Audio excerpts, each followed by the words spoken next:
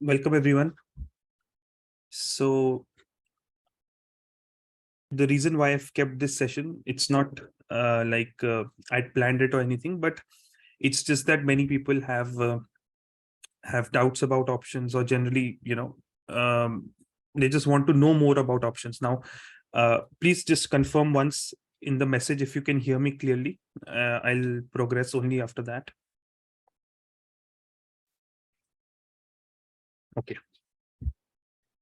So this is not a session where I'm going to be teaching any concepts or anything, because that is something which can only be done as part of a proper program.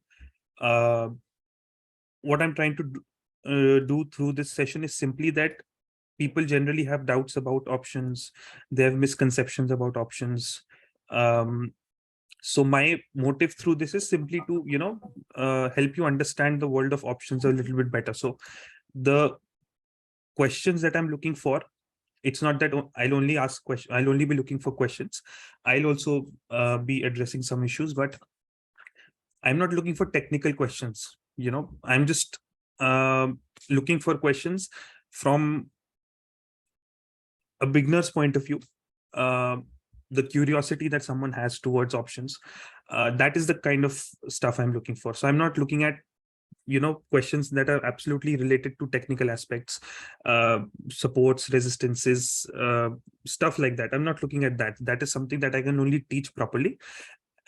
This is where you simply get to know the world of options as a whole in a better fashion. So for example, if I'm talking about investing, how one should go about it, what one should keep in mind, the emotional discipline, that kind of thing is, helps you understand the world of investing better, what kind of returns one can expect, what kind of different types of investings are there. So that is the world of investing. The specifics would be, how do you analyze this particular ratio, or how do you analyze this particular aspect of a financial statement? So I'm not looking for those technical aspects here, neither am I going to talk about that here. I'm simply looking for general stuff, general questions, ideas that you have about options. Maybe you have something that you've read about options that you want to discuss. Anything that you have in mind about options, you can simply speak up, and we'll take it from there.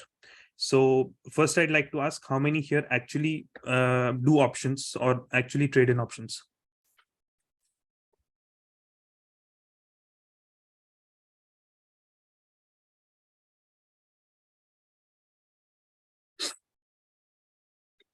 You can simply drop messages.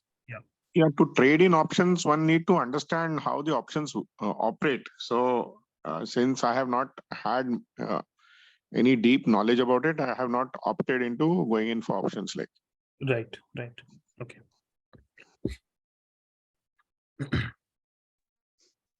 Okay, so most people have not. Yeah. I just heard in TV or messages, and I also read in when I was in colleges about derivatives. But purely heard about it, but not have done any trades and all. Right. Just a beginner in derivatives, I am. Right. I've done trades, Vinayak, but mostly losses. Right. Okay. So most of the people here have not done much in options trading, just the occasional thing, and probably very few have done it successfully. So, okay, so how many, just drop a yes if you have done option buying.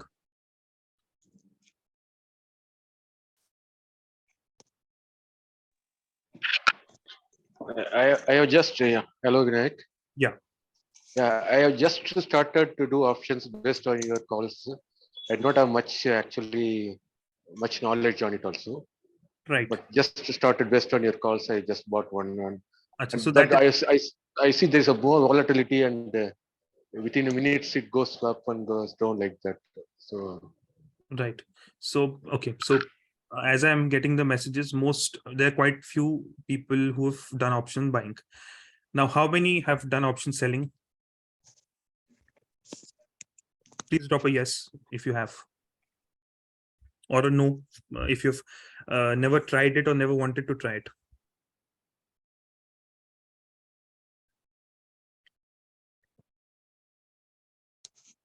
Okay, so clearly there's a higher ratio of people who have done option buying, and that is probably true for the entire stock market, in the sense that everybody who starts out in the stock market, they mostly start with option buying. Now, if anybody would like to try, can somebody define option buying?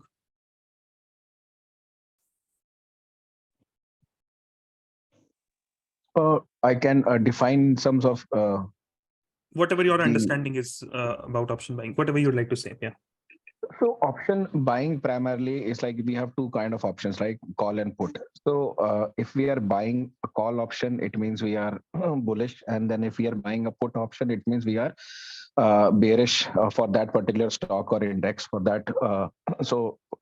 For that particular period, for example, if it's a index option, it is mostly weekly, and then if it's a stock, it's a mostly monthly. Right? It's like it is monthly only. And the amount which we are paying for it, it's the premium amount which goes to the option seller, and we get a particular lot for that particular stock or index, and we pay premium to that, and based on that we trade on those premiums only, uh, based on the put and call options. So Right. like Right, that's correct. So, but why do you do option buying, if I can ask, or anybody else? Why do you Yeah.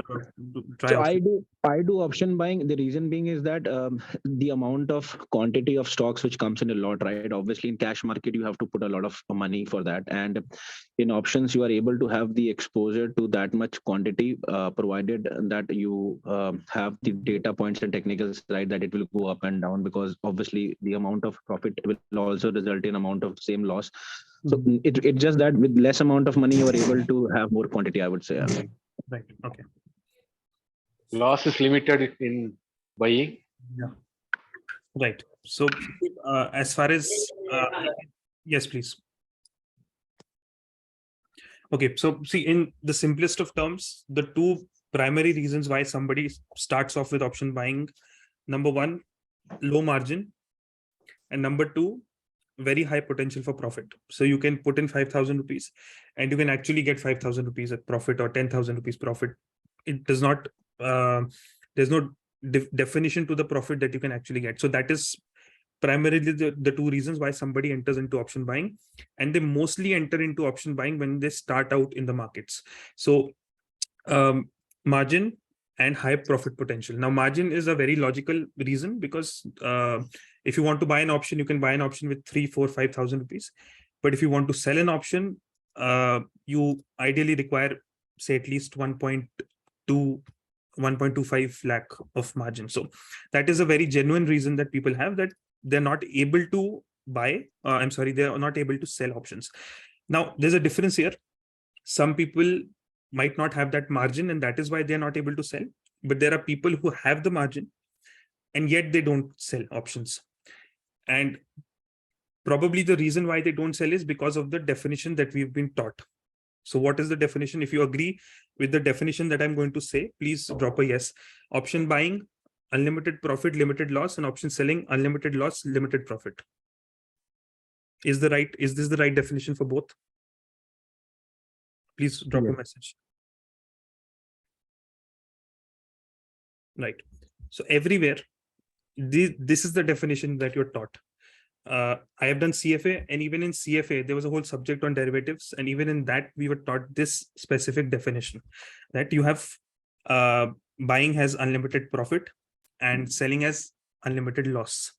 Now, anybody who has even a little common sense will never enter into option selling if they read this definition, right? Why would you want to have limited profit but unlimited loss? But when you buy an option, there is somebody at the other side who's selling that option. If buying was so easy and if buying was so successful, then there would actually be no option sellers. Why would anybody want to take unlimited losses? But every time you buy an option, there is actually a seller on the other side. So it's equal. There are equal buyers and there are equal sellers. So the sellers who are sitting there, they're not fools that they're into option selling. Now, the textbook definition that is taught is unlimited loss and limited profit for option selling. And for buying, unlimited profit and limited loss. So first of all, the word unlimited is wrong. For both, it should be undefined. You cannot define the loss or profit that you're going to make. There's nothing like unlimited. Now, when we talk about option selling, rather when we talk about the definition of both, the most important aspect here is nobody talks about the probability of success or the consistency of success. When you do option buying, I can absolutely guarantee you the probability of success will be very low. But when you do option selling, the probability of success is high, which is why every experienced trader, once they start out in the markets, and once they get a taste of option buying and option selling, almost everyone eventually graduates to option selling, because that is where consistent profits lie. You people have been with me for quite some time now, so you've seen that for the past 2 years I've been posting on the group every single day from morning 8-9 till evening 3:30, even on weekends and even during the evenings. Now I am doing this full time. Now, one cannot be a full-time trader on the basis of swing trading. You cannot earn enough on the basis of swing trading unless you have a lot of capital. So you have to enter into options eventually if you want to be a full-time trader and make it a profession and make your living out of it. Now, the fact that I've been doing this for the past 2 years, every single day I've been posting, giving posts on the groups. Obviously, I'm not doing anything else. I'm not doing a job or anything else. I'm doing this itself. And the fact that I'm a full-time trader speaks to the success that option selling can give you. So why people don't enter into option selling is because, like I said, they read that it's unlimited loss. So, you cannot it's simply useless doing option selling, because why would I want to take an unlimited loss? But once you get down to actually doing it, you will realize that the probability of success in option selling is very high. And through experience, I can say that we talk about weekly expiries here. So many of the people they might not have any knowledge about options here. So the index, Nifty, Bank Nifty, Fin Nifty, they have weekly expiries. So every week, Nifty and Bank Nifty mainly, options expire every Thursday. So basically you have 4 expiries generally in a month, right? So you can say that we have 52 expiries in a year. I can say with experience and a lot of confidence that you can actually earn money in 50 of those 52 expiries. So you can actually gain an income every single week, except for 2 weeks. And this is on a safer side. See, sometimes things will go wrong. That happens in every type of trade you take. Even in investing, things go wrong, right? You take a stock for long-term investing, and 5 years down the line, you find that it's 50% down and it's simply not coming up. Even Warren Buffett has made money only in 10 stocks. So he's taken so many stocks in his lifetime, but he has himself admitted, and Charlie Munger has also admitted, that they've made their bulk of money in 10 stocks. So everything goes wrong in the sense that something or the other can go wrong in everything that you do in the markets. But we have to look at the probability. The probability of success in buying is very, very low, because you have to be sure of the trend. You have to be absolutely sure, because you're buying, right? If you buy a call or if you buy an option, you have to be sure that it moves up and it moves a certain amount so that you actually make some money. But in option selling, you have the direction with you. So for example, if I'm selling a call, which means that I don't expect a stock, say a stock is at 100. I'm trying to explain this in very simple terms for everybody to understand. If a stock is at 100 and I don't feel that it is going to move beyond 110 by the end of this month, so I'll sell an option for 110, right? As long as the stock stays below 110, I will earn the premium. Now, say I had estimated that the stock has a slightly positive trend, but it is only going to move up till say 102, 103, not more than that. So my 110 option is safe. Now, say my analysis was completely wrong and the stock moved down. It does not matter. I'll still make the money. I'll still pocket the premium, and I'll pocket it even quicker because the stock has moved down. Now, my analysis that it's going to move up slightly again proves wrong, and the stock moves sideways the entire month. No problem. The premium will still be mine at the end of the month. The stock moves up, it moves 3-4%, it moves slightly more than I expected, it moves 5-6-7%, but it is still below 110. I will still earn the premium. In buying, what happens is, if you've bought an option, the option has to move in that particular direction in a certain given time period by a certain magnitude. So you see that in option selling, the probability of success is much higher because you don't have to be absolutely sure of the direction and of the movement, the magnitude of movement. Plus, you can shift very easily. In option buying, this is not the case. That is why option buying is much tougher, even though people simply go by the textbook definition that it's unlimited profit. So let's just buy options, we'll simply get the money. But every single person I've talked to who said that they've lost money in options, every single one has lost money in option buying. Nobody has lost in option selling because they've never tried it, but everyone has tried in option buying and they've lost capital. Somebody said to me that he had about 1.7 lakh rupees. Now he's left with just 20,000 rupees through option buying. So I'm not trying to push you towards option selling only. Option buying is fine, but option buying is not the method or the way to create a consistent income. Now, whatever I've said till now, does anybody have any questions or any views?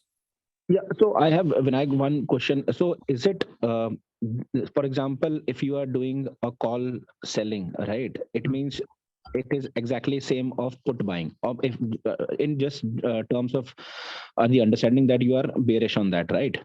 So now if you understand the trend that okay, you are selling the call option and somebody is buying the put option, right? So in terms of taking the position, both are right. But now you said since your probability of making money is more because even if it remains flat or even if it doesn't reaches, it's more.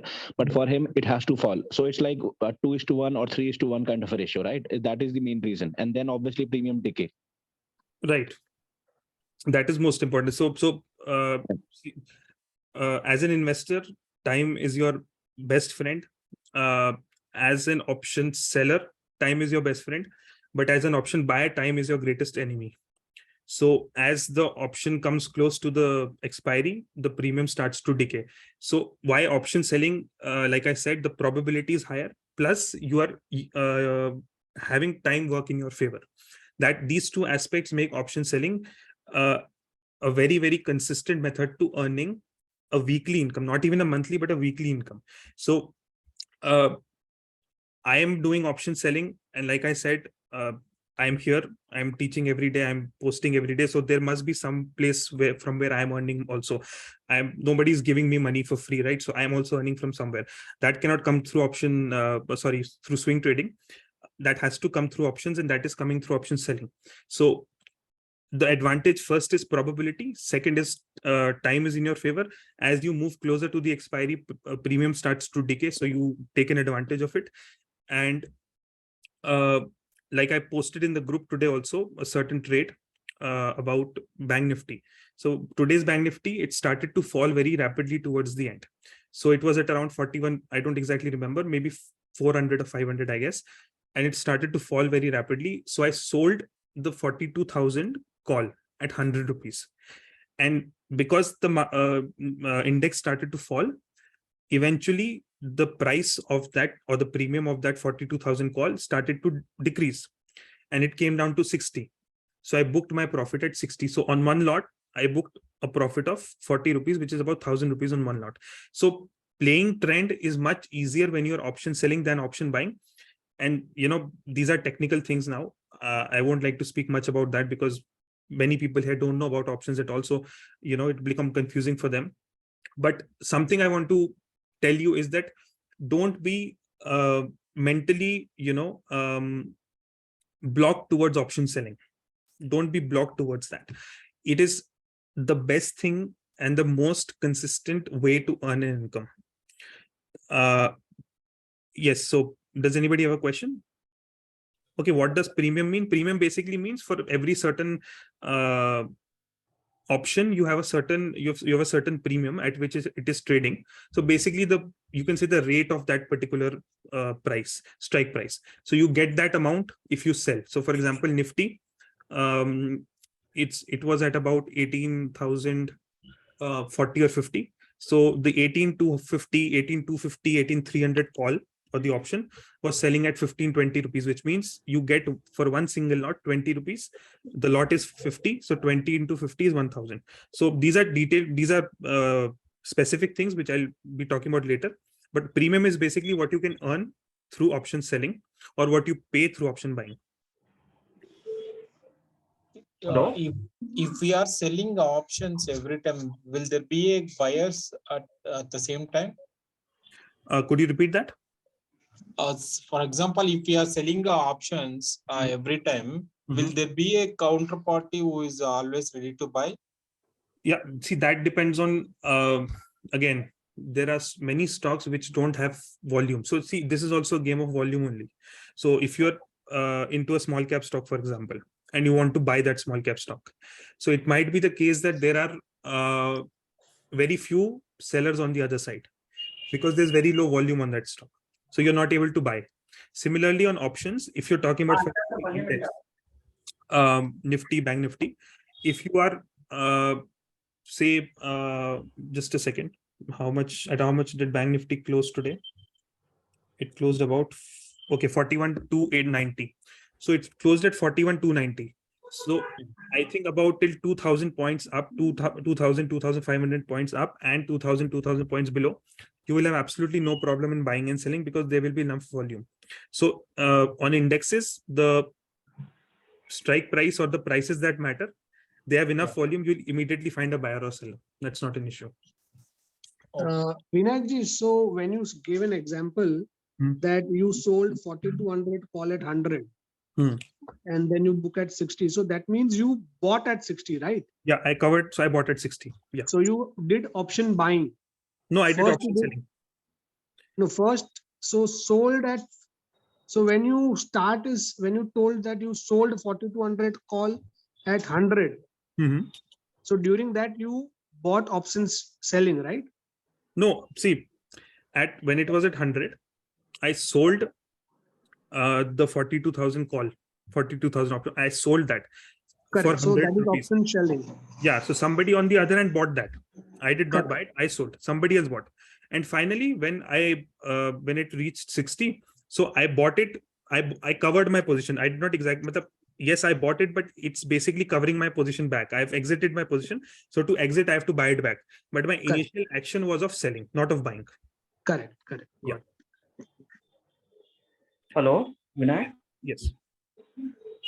Actually, you just mentioned it right now. Ki most of the things, many of the traders or the investors who are in the market are towards the option buying, but there are some like no data available on the option selling.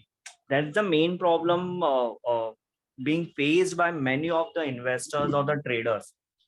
Because everybody is talking. If you go on the channel, if you go on the social media, everybody is talking about the option buying, buy this, buy that, but there is nobody talking about the option selling. That's the reason many of us are not aware of such things. Okay, I understand that. So firstly, see, everybody will advise you or will give you option buying trades only because they don't want to be liable for the risk you take. So for example, if they tell you to buy an option of 3,000 rupees, you can only lose 3,000. So they will tell you buy this, ऊपर चले जाएगा तो book कर लेना, नीचे आएगा तो cover कर लेना. But you know that maximum 3,000 risks, so they are also not worried about the trade that they've had you taken.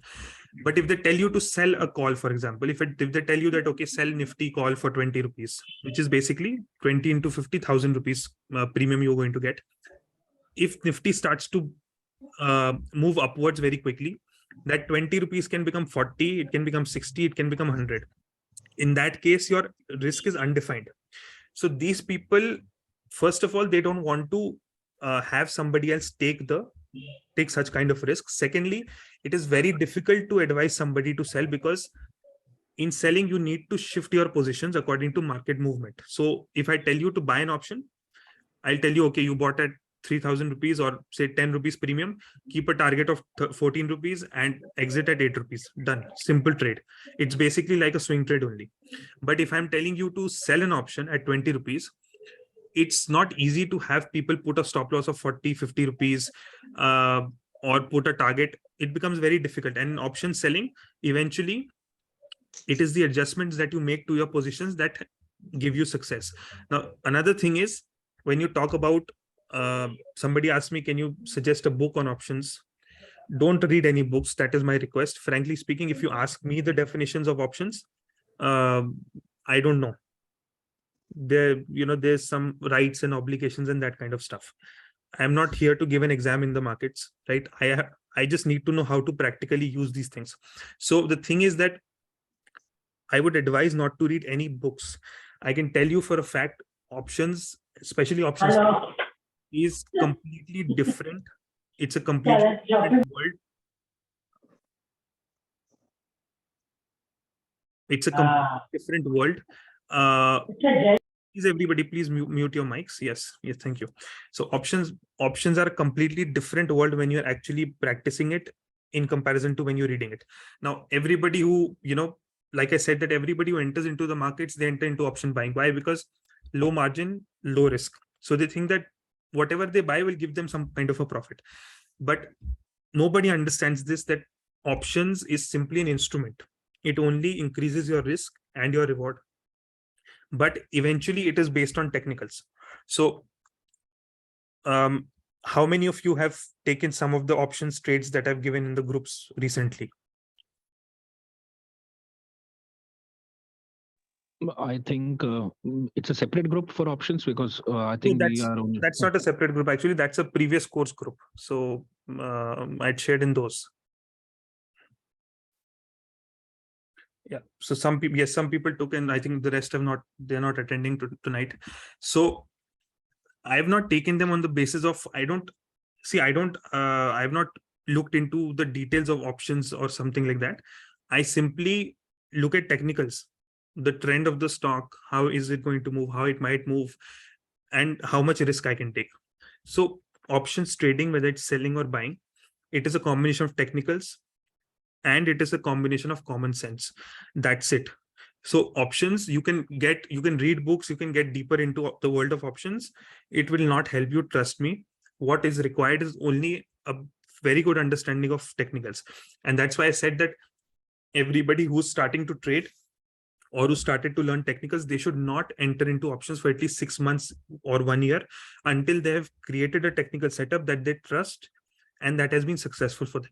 Once they have that technical setup and they have confidence on that setup, then they can enter into options. So what you said about everybody talking about option buying, like I answered, it's because there's limited risk, so the people don't feel that they're putting you into much risk. Secondly, option buying can be like a swing trade, put a target, put a stop loss, done. But option selling cannot be done like that. And thirdly, a good number of people, especially the people who are on YouTube or who are opening groups and stuff like that, they actually don't know option selling. It's not trust me, option selling सिर्फ एक term है, उसके आगे कुछ नहीं है technicals, पूरा का पूरा technicals है. It works only on supports and resistances and volume. If you can understand these three things, you can be a brilliant option seller. You don't need anything else. You don't even need indicators. Trust me, only supports, resistances, and volumes. So it's actually very simple to apply, but what it requires is patience. Now, if I tell somebody that, you have to put 5,000 rupees in an option purchase and you'll make 3,000 on it, so you'll be very happy.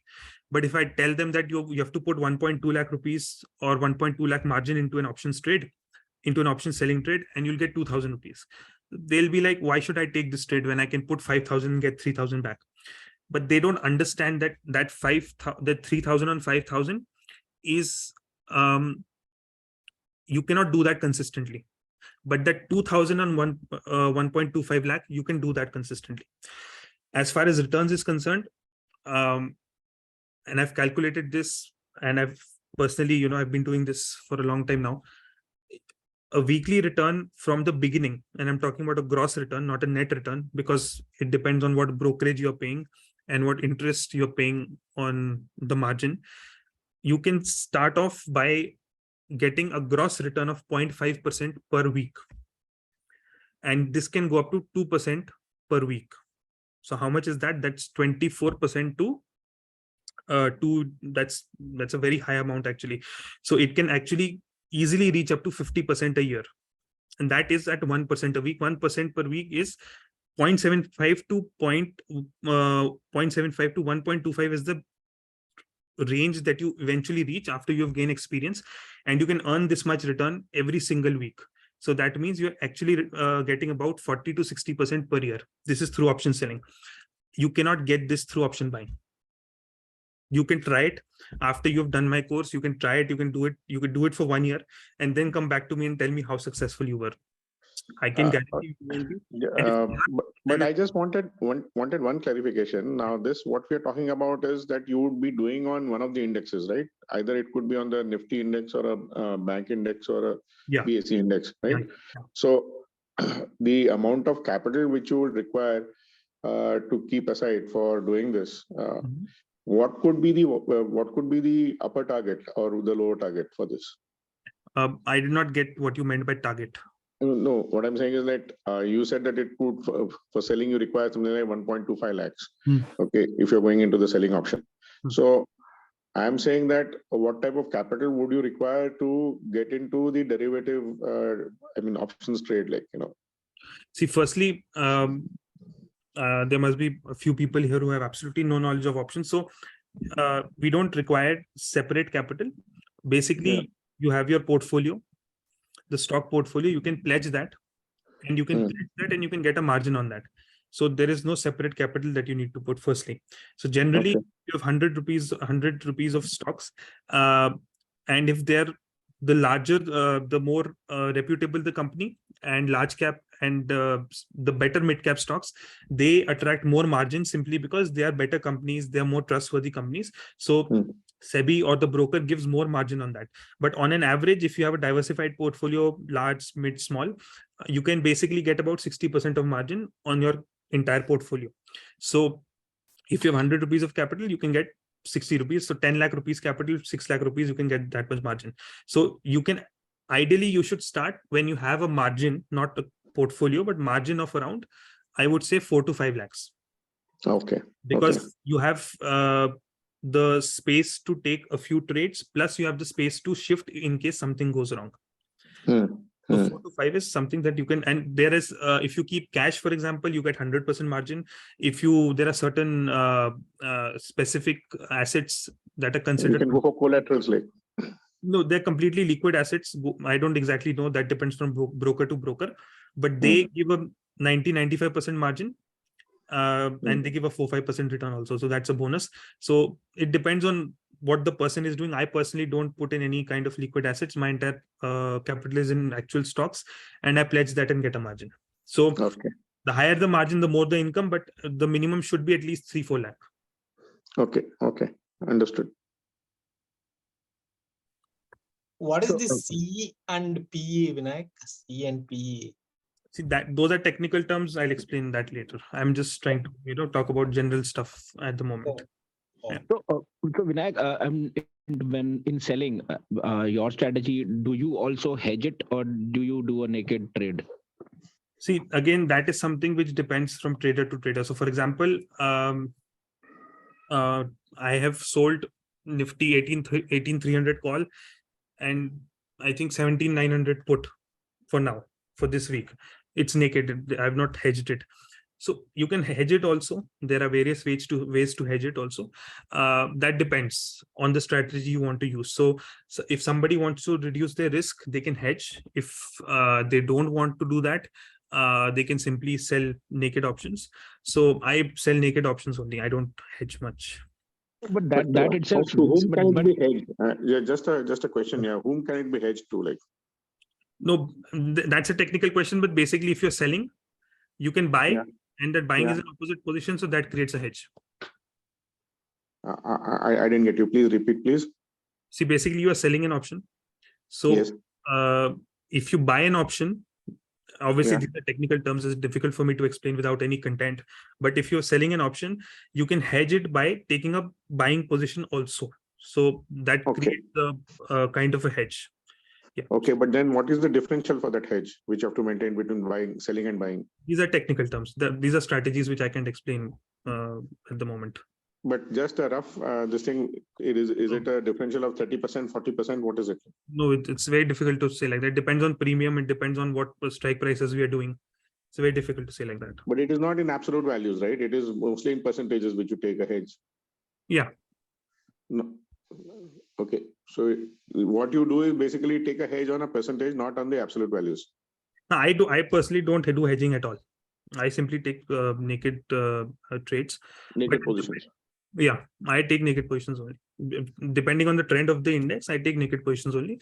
If one of the positions is seemingly, the market is moving towards that and there's danger or that position is in high risk, then I simply cover that and do something else depending on what kind of trend the index takes. So I keep it very flexible. So I'll explain basically what I do. Again, not technically, but basically what I do is I start, say today's Friday. For example, if today's Friday, I'll start selling for next Thursday's index. So next Thursday's options, I'll start selling today. So I'll start selling, maybe I'll use about 50% of my capital today.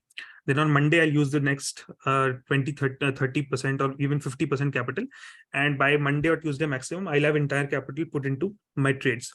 Then if the entire thing goes according to my analysis and both my positions created are proving to be correct, by the time Thursday comes, all the positions are giving me a very good profit because their premiums have gone down.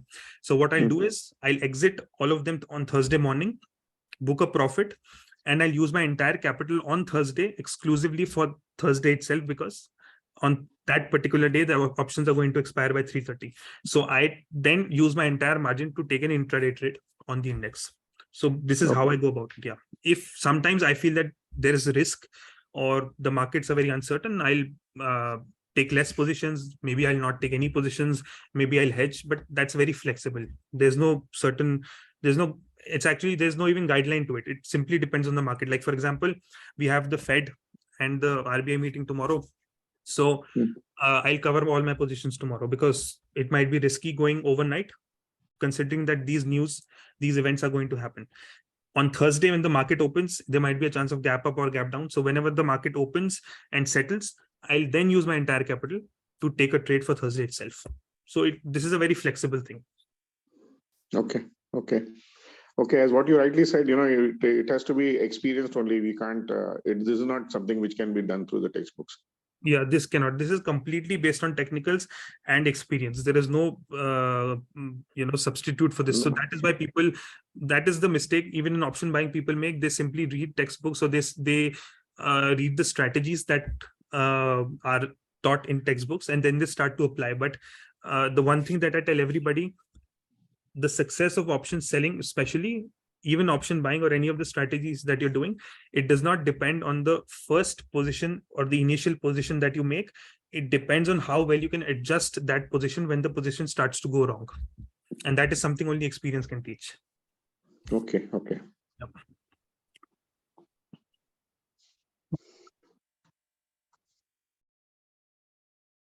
Yes. Hi. You had told that earlier that couple of weeks it's best not to sell options or do any options trading. So which are those weeks? I don't remember. Could you point? You said something like in a month it's best to avoid some weeks.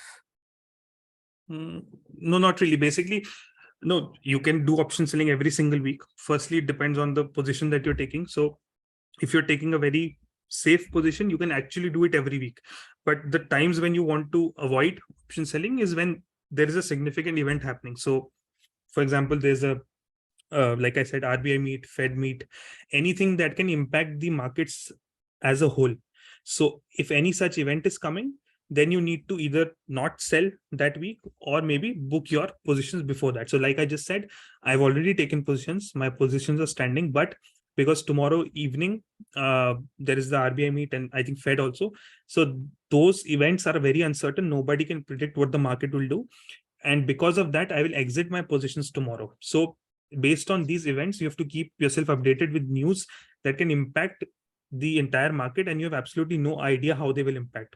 At times, there are certain traders who will even avoid trading, for example, in Bank Nifty, if say HDFC Bank is going to announce its results, or SBI is going to announce its results, or Reliance is going to announce. So they're not going to trade in Nifty unless those results have come out and the effect of those results has been shown in the indexes, because Reliance can move an entire Nifty, or HDFC Bank can move the entire Bank Nifty. So these are the kind of events that you want to avoid.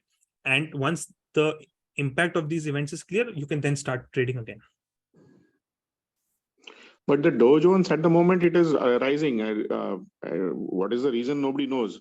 Because if there is a meeting tomorrow of the Fed, then what is the why the Dow Jones is moving up? Yeah, we have absolutely no idea, and that's why we simply track price, because we absolutely don't know what kind of event, what kind of impact an event could have. So when it comes to option selling, first of all, like I said, we simply avoid these events. So we exit our positions beforehand, and we simply, after the event has happened, or after the impact is clear in the markets, we simply start tracking price. So we don't focus on news in the sense that what its impact could possibly be, or why is it moving up, or why is it moving down. We simply shift or take positions according to price movement. So again, this is purely technicals. Once a person gains confidence on the technicals, option selling becomes very easy. So Vinayak, hi. I just need to know, only index, or you can go stocks also, specific stocks also, which are liquid and active? Yeah, you can do stocks. You can definitely do stocks. For example, Bajaj Finance, I've sold a put for 6,500 and call for 7,800. So you can find stocks that are in a certain, that could certainly move, that could possibly in the coming days move in a certain range, and they don't have much trend to them. So you need to basically find, the ideal situation is you need to find stocks that don't have much trend to them, and then you can sell an option on both sides. So you're basically creating a range for yourself that this stock will particularly, they will stay in this particular range for a coming few days or weeks. And if the stock even moves in that range for say 5, 6, 7 sessions, both the premiums fall down and you can easily book a profit. So that is one thing you can do. Or you can pick stocks that have a very good trend, and you can sell an option for the opposite side. So for example, if Eicher Motors, for example, it has been moving very positively, so you can simply sell a put. You cannot sell a call. You don't want to sell a call because that's risky. So you simply sell a put. When the trend goes up, the put's premium will come down, so you'll book a profit. So you mean to say, even if the stocks like are not very volatile or liquid, we can sell the call on that. So at least the trend is not there, so we get eat the premium. No, when it comes to option selling, always go for stocks that have volume on their options, because many times, for example, say you've entered into, you've sold a put for a stock which is not a very, its options are not traded much. Now the stock starts to move up. So the put that you've sold is going to move into a profit. So you want to now buy that back. But because its premium has depleted, there actually won't be any buyer. There actually won't be any opposite positions to be, nobody would be ready to sell it at that point in time, because there is absolutely no gain to be had in that particular option. So because of a lack of volume, you might have to, really, you have to take a price that is not according to your choice. So when you're doing option selling on stocks, I would say pick 5 to 7 stocks. SBI, some of the biggest banks, maybe Reliance, TCS, Infosys, Bajaj Finance, ITC, Dabur. Pick some of these 8 to 10 stocks and only track these stocks. You will get enough money even if you just sell options on these stocks. You don't need to move beyond these stocks. Basically, the large caps where the movements are more Yeah. enough, not more than 4-5%. Yeah, movement is also more predictable. Plus, more importantly, volume is there, which makes shifting easier. Okay, so in this, ATM and ITM doesn't matter. OTM doesn't matter. Yeah, no. Okay, you just take a call, decide what maximum range you can go for as a stop loss, and then you sell it over there. See, again, it's purely based on technical. So once, for example, say I was talking about Bajaj Finance. So wait, if I can, if you want to see the chart, I'll show why I did that. If you want to see that, you could just just to have an idea about it. Yeah, I'll show the chart. No, I think the OTM and ATM will still matter because that the strike price will only decide the kind of volumes, which I think Vinayak is talking. Yeah, just let me show you the chart once. Can everybody see the screen? Yeah. Okay. Yeah. So technical stuff, but quite simple. This is 7719. So I simply sold a call for 7800 beyond that. And this is 6522. This is a very important candle. It won't fall below this. So I sold a put for 6500. So everything that you, like I said, this is purely based on technicals, option selling and options buying also. So you've sold a put for here and you've sold a call for here. The stock is moving sideways. And I remember I sold it at about, I don't remember exactly, but maybe around 40 rupees for both. And at this moment, I'll have to check, but the put is giving me quite a reasonable profit. The call has also come down, but not that much. But the strategy as a whole is giving me profit on both sides. So I can simply book because the stock is simply moving sideways and both the premiums are getting depleted. So this is how you basically do option selling on stocks.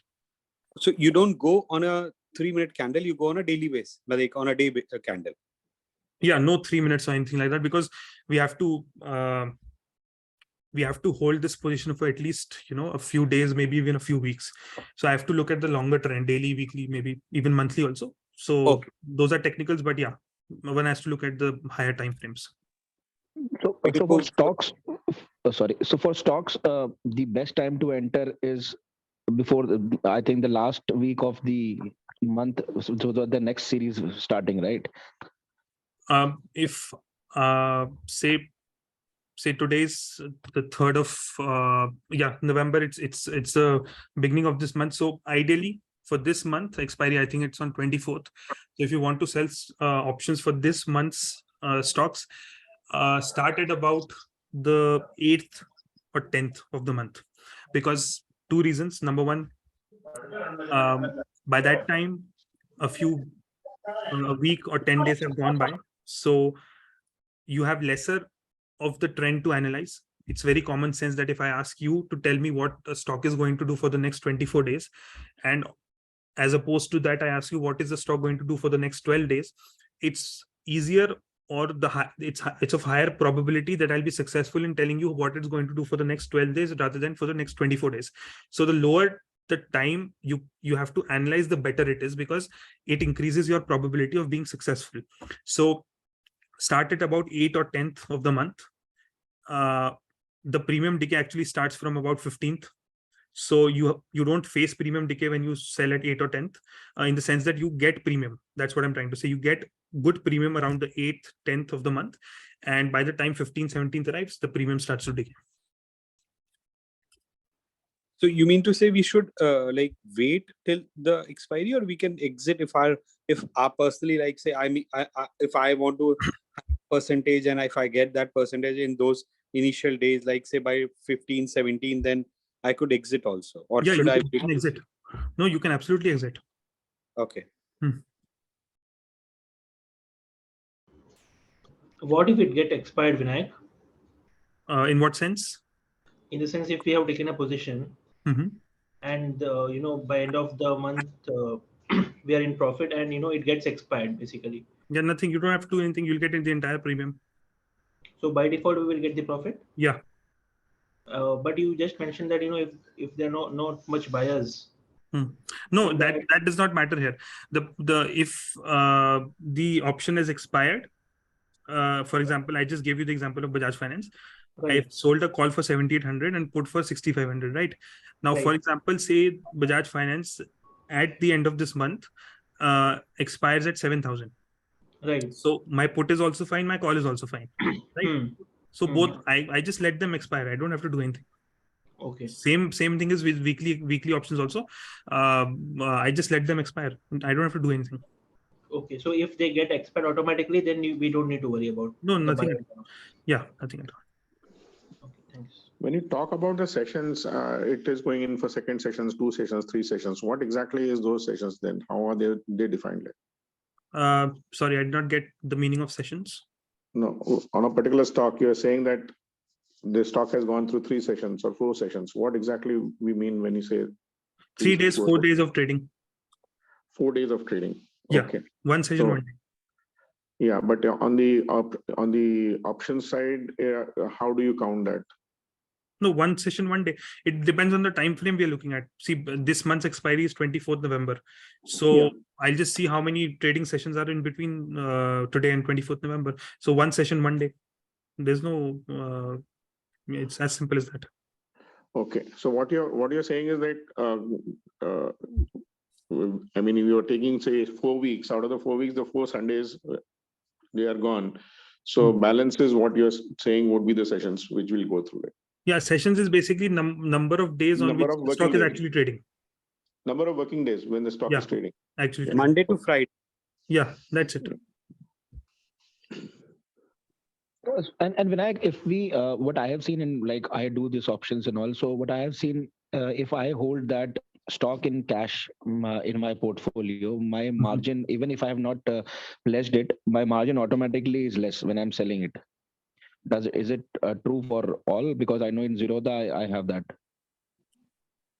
I don't have an idea, such detailed idea about this. Basically, I pledge every single stock that I have in my portfolio. And see, generally, like if I talk about margin, I can say something about margin. From stock to stock, number one, it depends on what kind of stock you're trading in. So, for example, say I want to sell an option on Adani Enterprises. That generally has a very high margin. So I guess it would be about 1.7 or 2 lakh rupees per option that you're trading. Now, if you look at Dabur, for example, you can sell a call or put generally for about 80-90,000 of margin. Same goes for Marico also. So it depends from stock to stock, how much margin they actually use up. So there are certain stocks that use less margin, certain stocks that use more margin, and that is an important factor also when you are trading in these stocks, because you have to just keep an eye on how much margin you're actually utilizing and how much return you're actually going to get on that margin that you've used.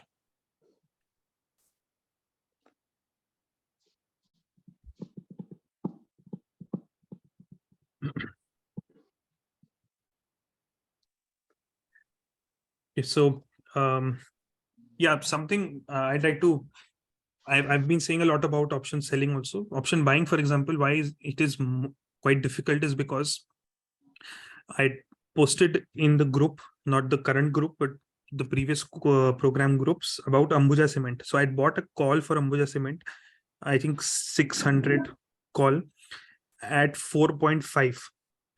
And I'd done that on 27th of October. The stock went to 431 and that call went from 4.5 to 5.9. So I was in a reasonable profit that particular day, but I did not cover my position. Now at 531, for example, just understand it as simple as possible. When the stock was at 531, the option was at 5.8, 5.9. The next day, the stock fell to 515, 517. So the premium also fell. Now today, the stock came back up. It closed around 544. So 13, 14 rupees above the highest price on 27th October. But the option was at only 4.2. So if you think in terms of logic, the stock is 14 rupees higher than what it was on 27th. So the premium should also have been more than 5.8, 5.9, which was the price of the premium, or the premium of that particular strike price at that particular time. But despite the stock being higher, the premium is lower than what it was that day. So in option buying, there is no linear movement or linear connection between the price and the premium that you are actually getting. And that makes it very difficult to make consistent profits in option buying. So this is something technical I'm speaking about, but I'm just telling you that option buying is not as easy as it sounds, and people do it simply because low investment is required. But it's really tough to do option buying consistently. I don't know how many people have heard about Paresh Patel. He's a very famous option buyer. Yeah. Yeah, and he has posted about many of his trades on Twitter also. But a lot of them have gone wrong. Many of them have gone wrong. And despite that, he's made crores of rupees in a single day. Why? Because if you want to be an option buyer, he when he made money, he made it in a single or one or two trades. He just put everything that he had, in the sense that he was very bullish and very confident, and he trades a lot of quantity. And when that goes right, he gets a lot of money. So it's like, when you earn a lot. When you lose a lot. With option selling, the difference is you can manage your risk, but your earnings are consistent. So that is what I prefer, and that is what is the logical way to go about if you want to make an income out of the market in a long period of time. But Vinayak, for example, for Bank Nifty and all, right? Now, in a day itself, they are very volatile, right? For example, premium moves over 400, 500 points up and down, right? Yeah. So apart from selling that capital, then you need to have that MTM, like mark to market balance also, right? Because otherwise the trade. So because for stock, you are right. We can still wait, and the premium decay happens for over a month and all. But in an index, it is too tough, right? At least to start with initially, even after 6 months when we are even confident. That is what I have seen. Could you just repeat? I'm saying that what you are saying is good for stock options, but I'm saying for Bank Nifty it is very tough, because like for option selling, the lot is 25, right? And you sell one lot while the margin is less, but the kind of volatility which is there in a single day or in a week, it is like 400, 500 points up and down. No, I completely get that, but see, it comes down to technicals. First of all, first thing is come down to technicals. So if you're talking about 400-500 points, for example, a 500 point option on the upper side of Bank Nifty, say 41,800, would be trading at around 90 or 100 rupees, and 500 point below would also be trading at about that much premium. Now, we don't actually do option selling that close to strike price, So we don't prefer to do it that close to the strike price, especially during the early part of the week, because we have the entire week to go. So again, these are technical things. These are aspects that, I can only explain better once I've created the content for this. But coming 400-500 points close or in a range of the strike price is only appropriate when you're doing the trading for the expiry day. Other than that, you can actually get pretty good premium even if you go as far as 1,500, 2,000 points beyond the strike price on either direction. And plus, I said that the returns that you can expect, gross returns from the beginning of your trading, about 0.4 and 0.5% per week, that I've calculated on the safest possible trade that you can take, which would be probably away around, I think, 2,000 to 2,500 points away from the strike price. So don't think about 400-500 points. Again, it's not, like I said, one cannot create guidelines for this. This simply depends on technicals. Once you start getting a hang of it, you can take any kind of trades. You can come close, you can stay away. It depends on the market and it depends on the technicals. Like, for example, I'll give a very simple example. Bank Nifty 41,830. I've mentioned this resistance many times in the group also, 41,830. The Bank Nifty is not going to cross this. If it crosses, it's going to enter into a rally, but it's not going to cross, might not cross anytime soon. And as long as that does not happen, selling call options beyond that is a safe thing to do. So because we have a clear resistance, selling call options beyond that is a safe option. But for example, if there was no resistance, then selling that option, call option, becomes slightly risky. So it's all about technicals.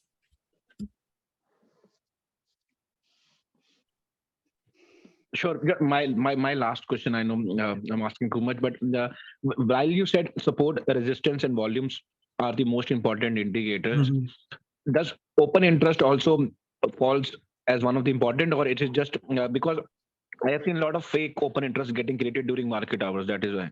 Yeah. Open interest does not matter now. It mattered about 4-5 years back, but now with there's so much algo trading going on and stuff like that. Correct. Does not matter much. Yeah. Open interest has lost its importance, especially for indexes. And one more thing, it's if somebody wants to start off option selling, selling for the week is a better option to start than going for stock options. Weekly basis. Okay. Vinay, can you just tell the basic difference between options and future, please? See, that's again a technical thing, but basically futures is what you have. For example, you want to buy Reliance in cash. So you can buy 1 unit, you can buy 10, you can buy 20, as much as you want. When you talk about futures, basically there's a fixed quantity for every single stock that is in futures and options. So you can only buy a single lot. So you buy 250 quantity of Reliance as one single lot. You cannot buy less than that. So basically, again, the reward is much higher, but the risk is much higher, because instead of buying 10 or 20 Reliance for a trade, you're buying 250. And then there's a thing of margin. You don't, the actual value of 250 units for Reliance is pretty high. So you won't be actually paying 6, 7, 8 lakh rupees for that particular quantity. If you're trading in cash and you're buying 50,000, you have to put that 50,000. But here you don't have to put that entire 6, 7, 8 lakh rupees. You have the margin benefit. So you have to put a fraction of that. And on the fraction of the margin or the amount that you're putting in, you can buy an entire future. So that is future. Options is something which is quite technical. It's hard for me to explain at this moment, but it's very hard for me to explain, because like I said, the definition says option buying is what unlimited profit, limited loss, and selling is unlimited loss and limited profit. Those are completely wrong definitions, or wrong. They create a very wrong perspective. Basically, options is also an instrument that amplifies your risk and reward. And that's basically, you just have to understand that much. Rest, how calls and puts work, that is something which is very technical.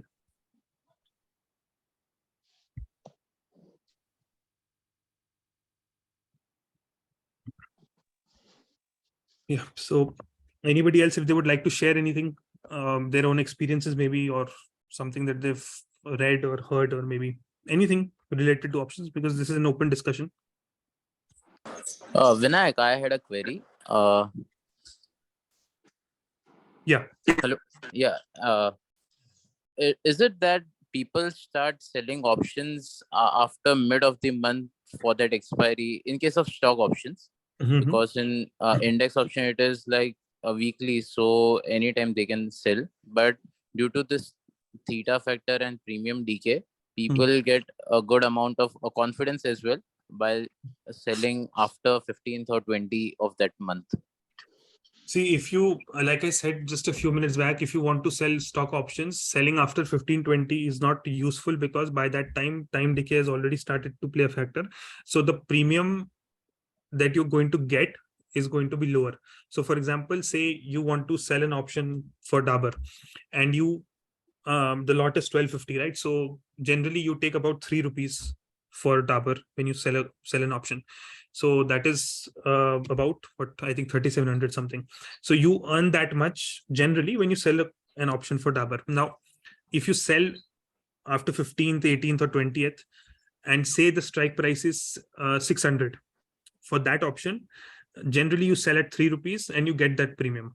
But now you've waited too long and you're selling at 15th, 18th or 20th of the month, the time decay will start to act, and that 3 rupees might come down to 2 rupees.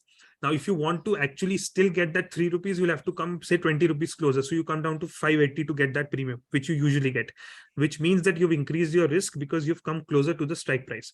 So like I said, if you want to sell stock options, the ideal time is to sell around the 7th, 8th, 10th of the month. And then by the time the 15th, 20th arrives, and if the stock moves sideways or in the opposite direction, you will be able to make a profit in the next 10, 12 days only. So okay. 15th, 20th is not ideal. It has to be before that. Correct. Okay. Thank you so much. Yeah.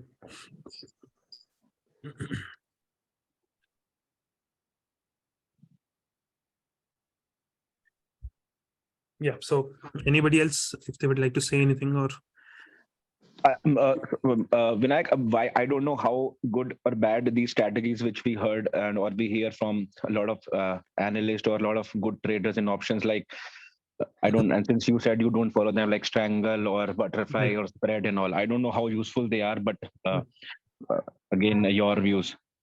See, like I said, I just explained the the Bajaj Finance trade, the call and the put.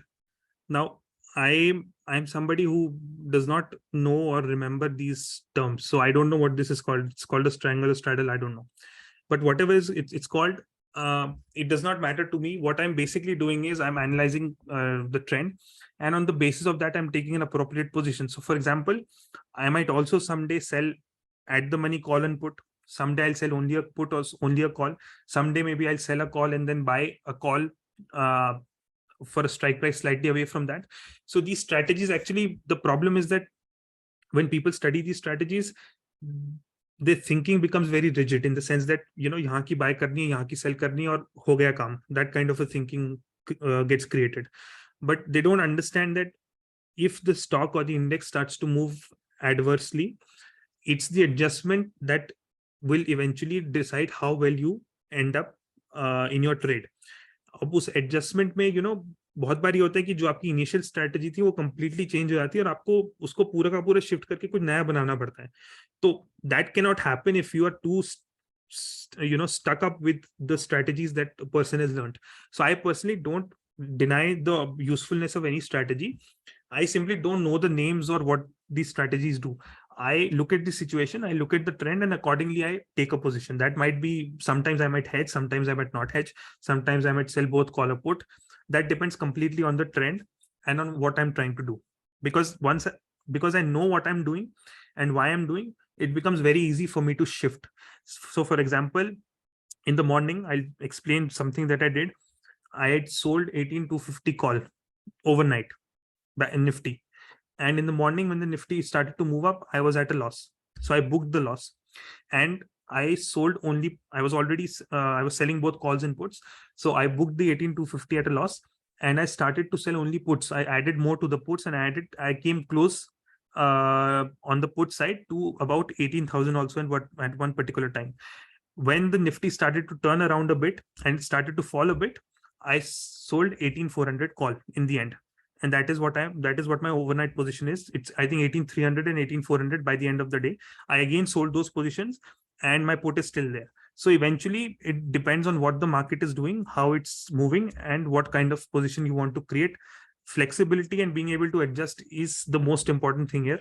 Strategies, you can learn them, you can understand them, but जब उसको apply करने पे आओगे तो वो नाम strategy का वो सब मैटर नहीं करता, सिर्फ अंडरस्टैंडिंग मैटर करती है कि प्राइस कैसे मूव कर रही है.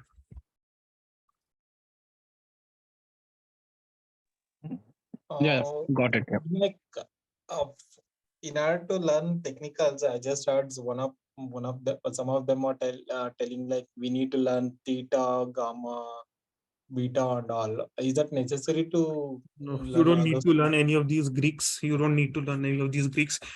I have seen personally that there is a separate trading system based on these Greeks. So those people will only trade on Greeks, exclusively on Greeks. They don't look at technicals. They look at only Greeks. They have complete understanding of these things and they trade only on that. But for a normal trader, you don't need to understand these Greeks and all. Ye sab show ki cheezein, or it's good for somebody to teach you these things because people like to show how much they know. You don't need to know any of these things. Okay. Yeah, because just for the information, one of my friend is there. He has done some technical things. So he was explaining me that we need to learn all those things. So that's why I asked. No, I'm admitting myself here. If you ask me what's a strangle, what's a straddle, what's iron condor, and these kind of things, I don't know. Yes, I really don't know. I don't know these terms. If you ask me the definition of buying, selling, I don't know. That right and obligation thing, I don't know. मुझे जानना ही नहीं है. What would I'm not here to give an exam. I should know how to practically apply these things, and I should know only that much which I actually use in the markets and is effective to me. So you support resistances, volume, and basic understanding of options. Basic understanding, not more than that. See, option selling, the simpler you keep this, the more you learn. As simple as that. And Vinayak, one more thing, like you said, last one, the volumes, right? But just like algo trading, a lot of volumes also is getting created fake, right? So how do we then figure out? See, that's a technical thing, but you are in the current program now. I'll be teaching volumes, so you'll understand. in that particular session? What kind of volume you need to look at? Yeah, because see, one volume is definitely the number of contracts traded, and then the other volume is buyer and seller primarily, which we see at least on the screen. Yeah, I just look at the trading view, the volume that is shown on the actual futures chart. That is all that you need to look at. I'll explain this in the volume session. You'll understand what kind of volume you need to exactly look at, and what that volume means, and what specific thing you need to look at when you're analyzing volume on a futures chart. It's very simple. Yeah. We can use EMAs and DMI, Vinayak, which you taught us last. Yeah, definitely. That's a definite add-on that you can use. Okay. That's So we know, yeah, especially useful for stocks. Those indicators, and especially the EMA is very useful for stocks because you get to know the supports and resistances even better.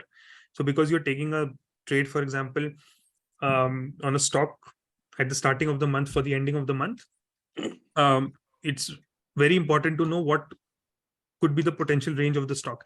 So having an understanding of the EMA levels on a weekly, monthly chart, or even a daily chart, and if you know that yes, there's strong resistance or strong support to the stock, you know that it should not fall below this, so you get more confidence in your trade. And it's especially useful, I think. One should use that primarily for stock trading when it comes to index, because we're looking at only 3-4 days from Monday to Thursday or Friday to Thursday. It's not that useful because when we talk about the index, we know that every second day or maybe even every day these days, there's some kind of a gap up or gap down. Gap up, gap down. EMAs get on an intraday chart, the value of the EMAs gets defeated. So that's not useful. Yeah. Okay. So basically, the what we have learned so far, like that's more than enough. Our setup should be this much, and then we are like quite sorted. Yeah, you if you're doing weekly option selling on indexes, you don't need more than supports, resistances, and I think I've said this before in the group also, maybe sometime else also, that from the person that I have learned, he uses support, resistances, and volume. Yeah, we have always mentioned that. Yeah, he's made 80 lakh, 90 lakh, 1 crore rupees in a single day. He says you don't need to do anything else. You just need to understand price trend and these levels. That's it. And that's pure selling, no buying. Pure selling. He does not do any buying. For hedging purposes, that's fine. But maybe sometimes for hedging, but mostly for creating margin, we'll do buying. But that's far off from the strike price. So for example, if I'm selling 18,200 call on Nifty, I'll maybe buy 18,500 call so that I get some margin gets created, extra margin gets created. But buying is not done for the purpose of earning money. Okay, that's what you have been mentioning even in the group nowadays. Yeah. Like whenever you post. Yeah, absolutely. I mean, today or yesterday you had done that. Yeah. Okay, great. Fine. Looking forward for this one also. Yeah. All right. Thanks. Yeah. Thank you. Yeah. Thank you, Vinayak. I hope people got some clarity on options today. Yeah. Much clearer. Lots. Yeah. Lesser the knowledge, more the profit, I think. Yeah, absolutely. Can I speak, Vinayak ji? Yes, please.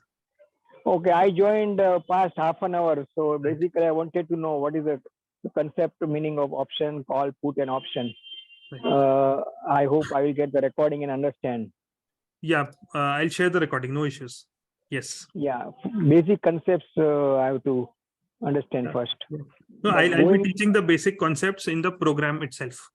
But going through as a common layman person, your explanation is as simple as one hopes to be. I mean, before joining your series or class, I thought it is too complicated, but you are putting the things in a very simple manner. Right. I'm glad for that. Thank you. It will continue. Thank you. Yeah, I will look forward to your recording. Yes, absolutely. Thank you. So yeah, you just need to learn technicals, and that is why I'm saying just focus on technical analysis and start maybe taking some paper trades. So take some paper trades on Monday, for example. Every Monday, see what the levels of Nifty or Bank Nifty are. What is the support? What is the resistance? I mean, people like me, one who is not conversant with this your trading, can we have the session of mock trading? See, mock trade, actually, what I'm teaching in the current session is swing trading. So basically, Okay. a person takes it. For example, if I find a good stock, I'll buy it today, and I'll maybe keep it for 2 weeks. So there is actually no mock trading in that. I just have to enter the trade. I mean, mock trading is okay if I'm doing intraday trading. So a person can actually see why I'm taking these trades, why I'm taking 5, 6, 7, 8 trades in a particular day. So Okay. it's not required for the teaching that I'm giving. It's not needed at all. Yeah. Okay. Yeah.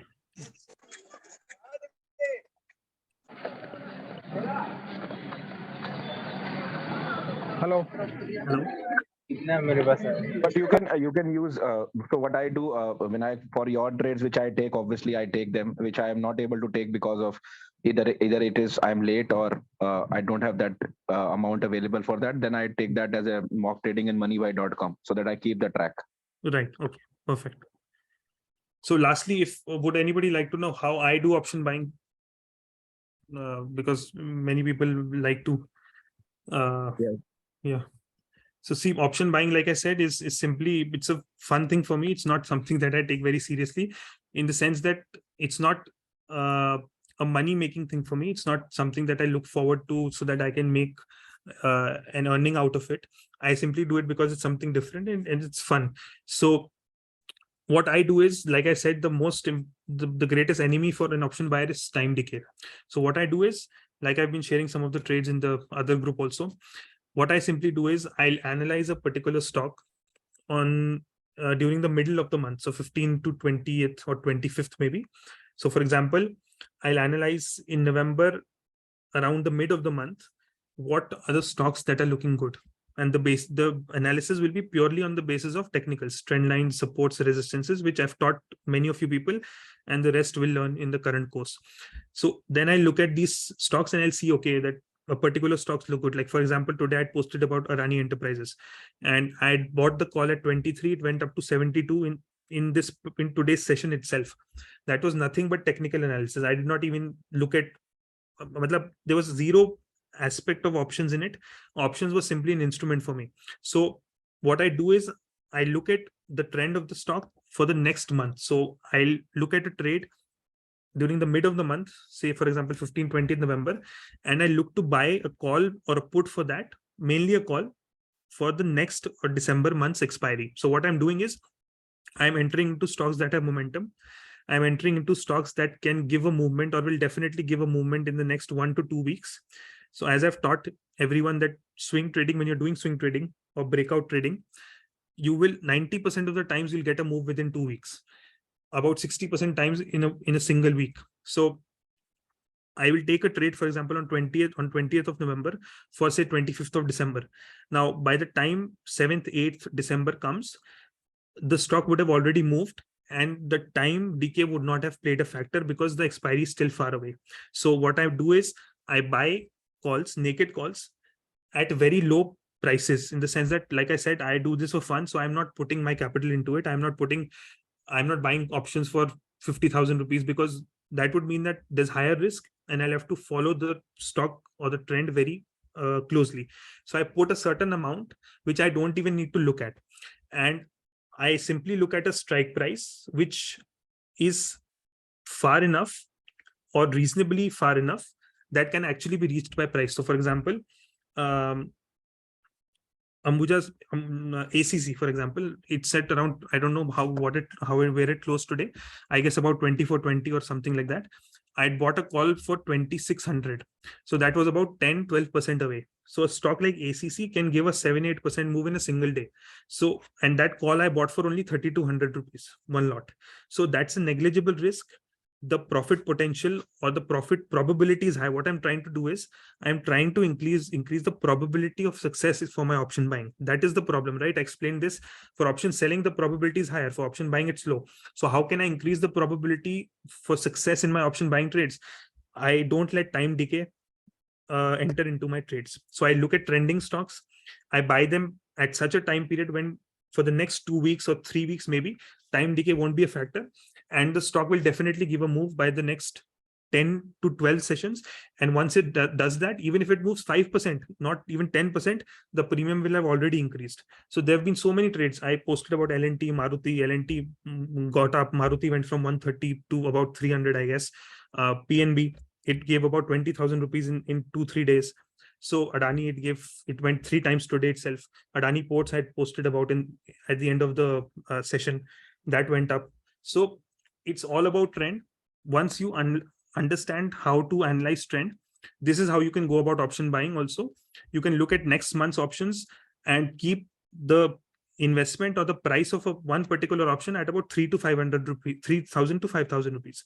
When you look at that kind of a priced option, it would be about 8 to 14% away from the current price. And in 2-3 weeks, a trending stock can definitely give a movement of 8 to 14%. Even if it gives 5%, your call option will increase. If it gives 8-10%, 100%, you're going to make a lot of money. Most importantly, your risk is less because you're putting just 3,000-5,000 rupees into a single trade. Secondly, you've increased the probability of success because you've eliminated time decay, and you're taking trades only in trending stocks. So this is how I do option buying. I just do it for fun, but this is something you can also try out. So you look at breakout stocks. You already look at breakout stocks for swing trading. Look at breakout stocks and see if you can buy a call for that particular stock for the next month, and buy a call that is priced at about 3,000 to 5,000 rupees and is in the range of 8 to 12% away from the current price. Yeah, makes sense. Yeah. I'll say avoiding time decay means at what time you will enter, in the first week or second week? See, if I am, today is, the date is 1st November. Yes. Assume that today is 15th November. Yeah. So I will start analyzing trades or stocks today. I will enter them in the next week or so. So by 22nd or maybe 25th of November. And I'll buy the call option for the next month, December expiry. So the time decay actually starts, the actual time decay starts from the, say, 12th or 15th of the next month. So you have about 2 weeks for the stock to move up. So if you've selected the right stock and if you've analyzed the stock correctly, 100% it is going to move up, and your option will, it can very easily double, and you can get 100% profit. Oh, yeah.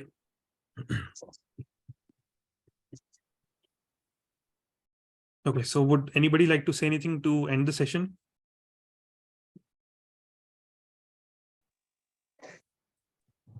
No, I think it was very useful. A lot of myths, a lot of misconceptions were removed. And I think it definitely paved the path for us for the next sessions. Yeah, at least I'm looking forward to it. Yeah.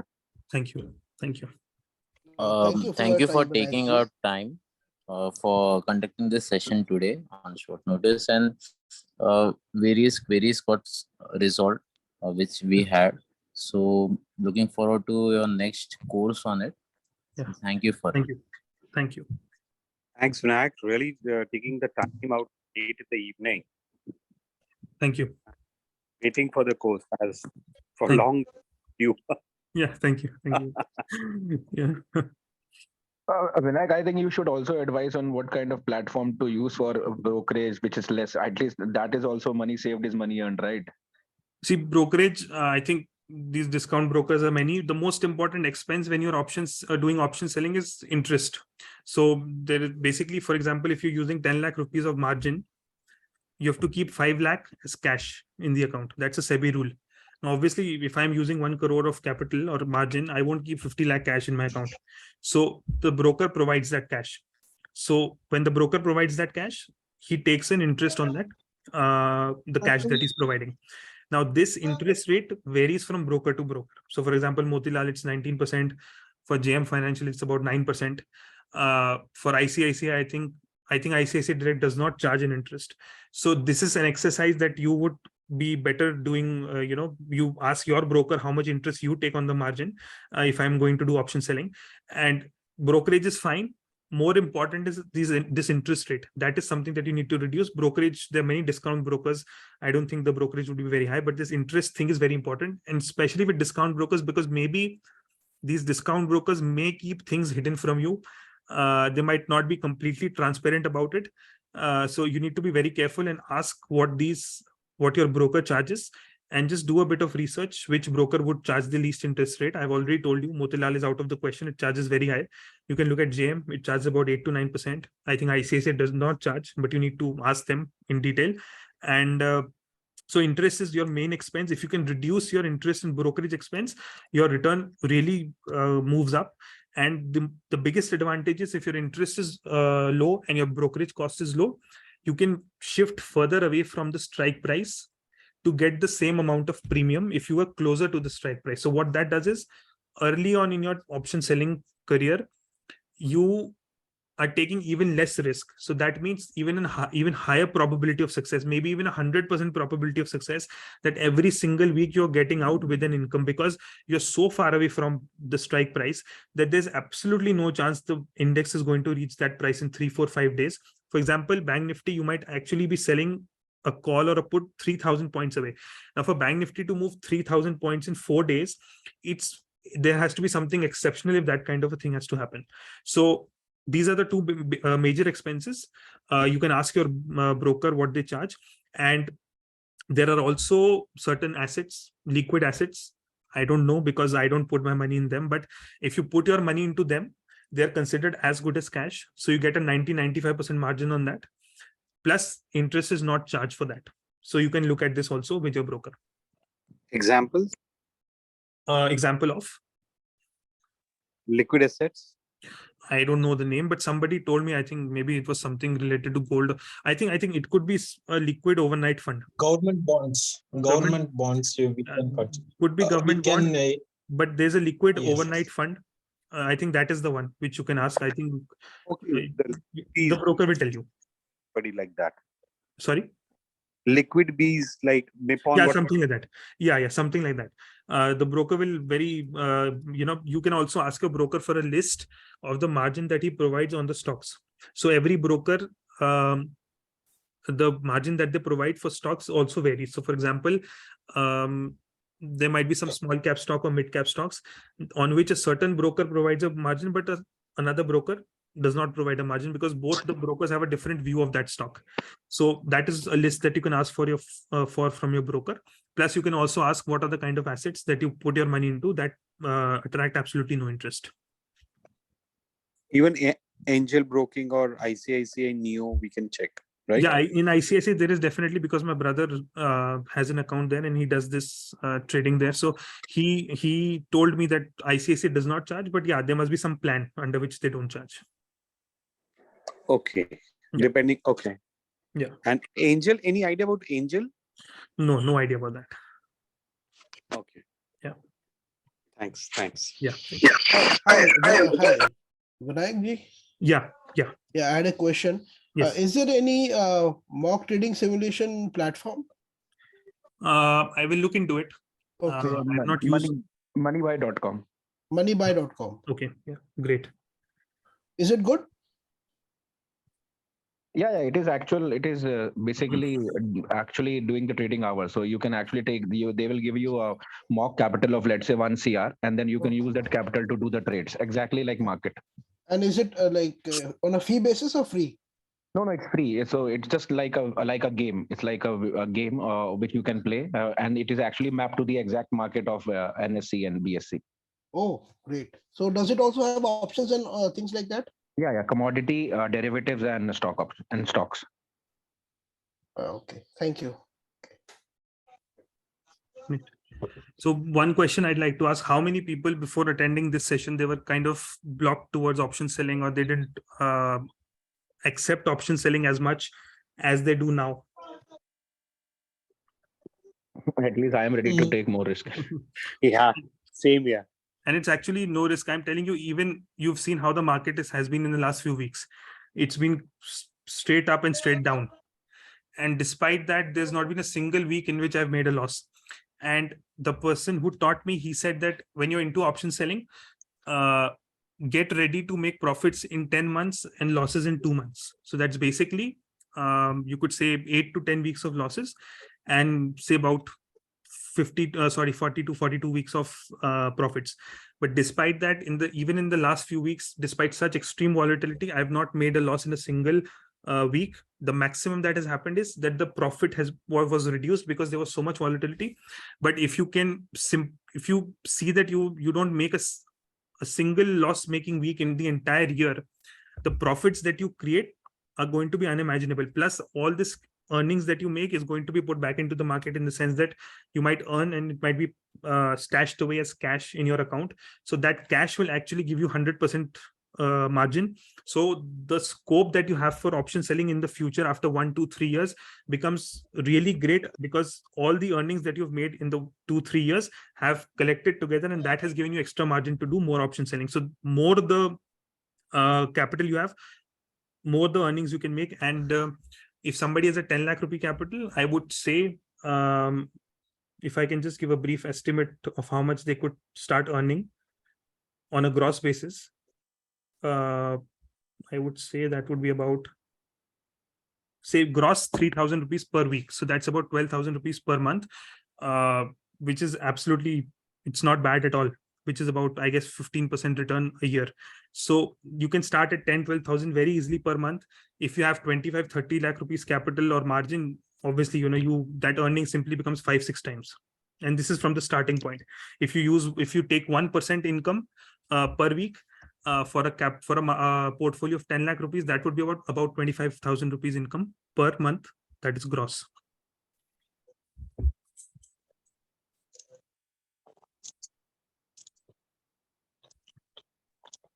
So in option selling, so like you said, people making so much of money in a day. So it's like is it the high obviously the quantity must be very high, but it is only the premium which comes to you. It's not that the margins and all obviously will remain the same, and then you can take another trade because your margins will increase if the market is going in your trend, right? So it's like that.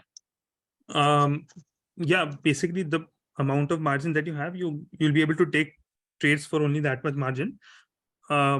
But you can increase your margin through option buying also. That is something that I'll be teaching later on. But you can increase your margin through option buying. That can happen. So option buying, what I do is I sell naked calls and puts, but I use buying as a tool to increase margin. So if you sell a naked call, obviously it uses the entire margin. But if you buy an option against it, you've hedged your position, even though it's not a real hedge, but in the eyes of the the broker or whatever it is, you've in a way hedged your position. So the margin requires goes down. So that is something that is for later on, but you can create extra margin also through option buying.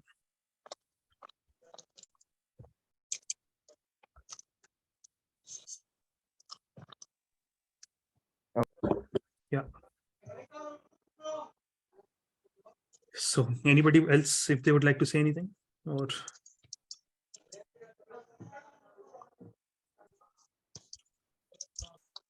okay, so I think a lot of misconceptions basically about options must have been clear today. That was my motive. It was not about teaching options. That's a different thing. But like I said, all you need to do is be good at technical analysis. That's it. You can do option selling very easily.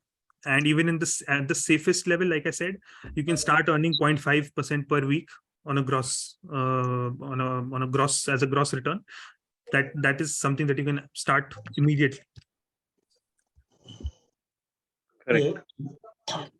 Exactly. Not only about misconception about option, even the misconception about the markets has been cleared, because about 10-12 years back, I used to watch the market.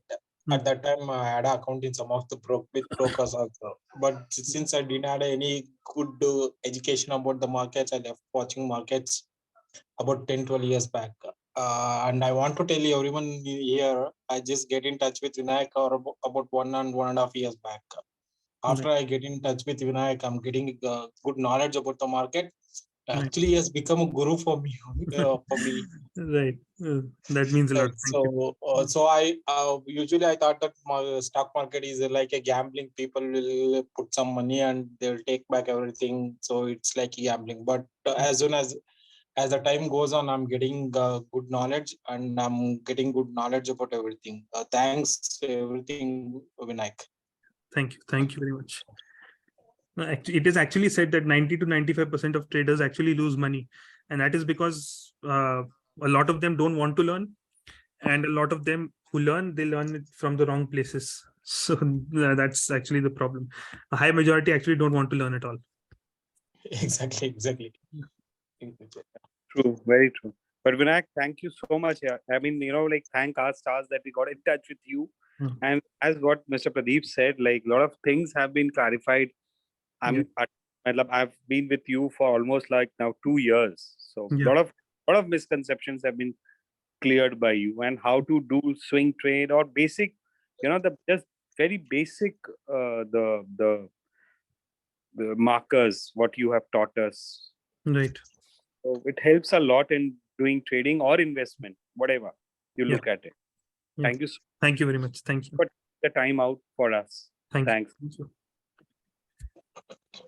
Even with the simple knowledge what I gained from the Vinayak, I'm telling some of my friends, even my colleagues also, they also are accepting the thing that yes, it's very good.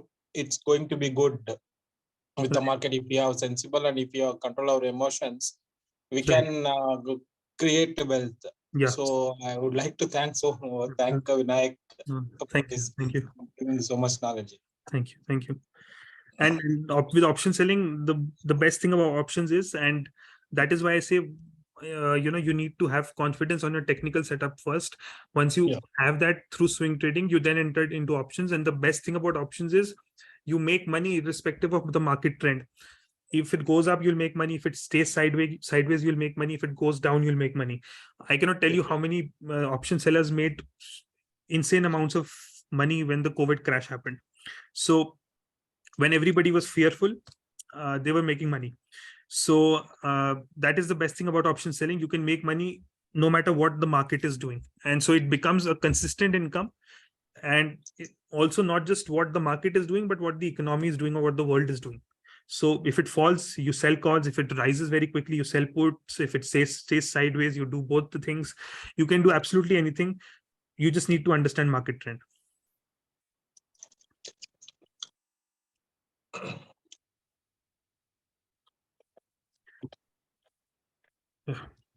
So shall we close the session, or does anybody have? I have a question, Vinayak. Okay, when I have heard you saying oftentimes, we should have a good trading setup. Right. What exactly do you mean by that? Supports, resistances, trend lines. That is the most important thing about if you're talking specifically about option selling, that is the most important thing, plus an understanding of volume. Basically, trading setup means trading knowledge, correct? Yeah, basically, you can say it's simply about how to read a chart. That's it. आपके अपने personal fund clear होने चाहिए. That is what you mean by trading setup. बस आपको अब इसमें एक और चीज है कि हो सकता है जो मुझे कंफर्टेबल लगता हो आपको ना लगता हो. तो मैं जो इंडिकेटर सिखाता हूँ, देखिए support, resistances, trend lines consistent है, उसके बिना ट्रेडिंग करनी नहीं चाहिए. लेकिन इंडिकेटर्स जो होते हैं वो बहुत तरह के होते हैं. बहुत लोग RSI यूज करते हैं, मेजॉरिटी RSI यूज करते हैं, मैं नहीं करता हूँ. तो मे बी RSI लोग इसलिए यूज करते हैं बिकॉज एक चीज समझना आसान है, और कभी कभी क्या होता है कि जो चीज चल जाती है वो चली जाती है. तो वो थोड़ा सा उस तरह का इंडिकेटर है. मैं नहीं बोल रहा हूँ कि काम नहीं करता, बट वो थोड़ा उस तरह का इंडिकेटर है, क्योंकि सबके सब RSI सिखाएंगे आपको, कोई भी कोर्स ले लो, क्योंकि वो चलता है तो यही सिखा दो यार. होता है ना कि it's kind of following the heard. या फिर आप किसी को बोलोगे मैंने तो तुमको RSI सिखाया था, अगर ट्रेड गलत हो गया तो मेरी क्या गलती है, सभी यूज करते हैं, that kind of a thing. तो ये वो वाली बात हो गई जो म्यूचुअल फंड्स करते हैं. मैंने तो तुमको रिलायंस दिलाया था, गिर गया तो मैं क्या करूं. तो द थिंग इज दैट मुझे सूट नहीं करता, मैं नहीं यूज करता हूँ. मैं EMA यूज करता हूँ और ADX यूज करता हूँ. तो इंडिकेटर्स चॉइस पे आ जाता है. अगर आपको सूट नहीं करता जो मैं सिखा रहा हूँ, आप वो इंडिकेटर मत यूज करो. जो आपको कंफर्टेबल लगता है वो यूज करो. लेकिन जो फाउंडेशन है, सपोर्ट्स, रेजिस्टेंसेस, वॉल्यूम और ट्रेंड लाइंस, वो 100% यूज करना ही करना है. उसके बेसिस पे आप कुछ भी कर सकते हो मार्केट में. और आप इंडिकेटर्स नहीं भी यूज करोगे तो सिर्फ उसके बेसिस पे आप ऑप्शन सेलिंग से कमा सकते हो. मैं इंडिकेटर्स नहीं देखता हूँ ऑप्शन सेलिंग के लिए, जिनसे मैंने सीखा है वो नहीं देखते. इंडिकेटर्स आर बेसिकली यूजफुल हैं, बट थोड़ी गिमिक भी है. और वो लोग इसलिए भी यूज करते हैं क्योंकि उसको पढ़ना आसान होता है. RSI है, इस रेंज के ऊपर जाए तो ओवर बॉट है, इसके नीचे है तो ओवर सोल्ड है, तो लोग उसी को देख देख के करते रहते हैं. ऊपर जाए तो बेच दो, नीचे है तो खरीद लो, जो भी है. तो वो इजी हो जाता है समझना। लेकिन मैं आपको बोलूँ कि आप बैठकर चार्ट पे लाइन बनाओ तो आप सोचोगे यार कितनी मेहनत करवा रहा है, बट वो जब तक वो मेहनत एक्स्ट्रा नहीं होगी तब तक आपको एक्स फैक्टर नहीं मिलेगा। तो अब जो 42,000 की मैंने आज कॉल मैंने एक्सप्लेन करी दूसरे ग्रुप में मैंने बेची थी, वो कोई RSI या इंडिकेटर नहीं बताता, नहीं बता सकता था, बिकॉज उसमें कुछ है ही नहीं, वो ट्रेंड देखकर मैंने ली थी। तो ट्रेंड देखकर जो आप कर सकते हो वो कोई इंडिकेटर आपको नहीं करवा सकता। जो मैं सिखा रहा हूँ वो भी नहीं करवा सकते, कोई इंडिकेटर नहीं करवा सकता। इसलिए सेटअप का मतलब है support, resistances, trend lines, volume, और इस पर 100% कॉन्फिडेंस होना चाहिए। Okay, thank you so much. Understood.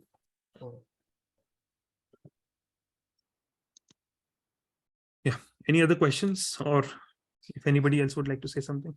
I think it'll be it is like nearly 2 hours now. Yeah, nearly 2 hours now. Yeah. It's fine. Thank you for your time. I really Yeah, appreciate it. no, I never mind sharing what I know. That is never a problem with me. I hate people who ask me who don't want to learn, but they simply ask me क्या लूं क्या बेचूं। मुझे उसमें problem होती है। मुझे इससे प्रॉब्लम नहीं होती कि कोई पूछे कि मेरे को सिखा दो। प्रभु कृपा करे आप पे। The best thing about you, Vinayak, is you put the things in a simple manner, because when we heard someone else in whether any webinars or in any these meetings or in any TV, they put so many jargons and so many complicated things. Yeah, But yeah. you नहीं, वो put it everything in a simple manner. That's the best thing. उनको actually उनको वो TV पे आ रहा है, उनको दिखाना है कि दे आर एक्सपर्ट्स। तो कैसे दिखाएंगे? जब 10 चीजें ऐसी नहीं बोलेंगे जो आपको समझ में नहीं आएगी, तब तक वो एक्सपर्ट्स नहीं बनेंगे।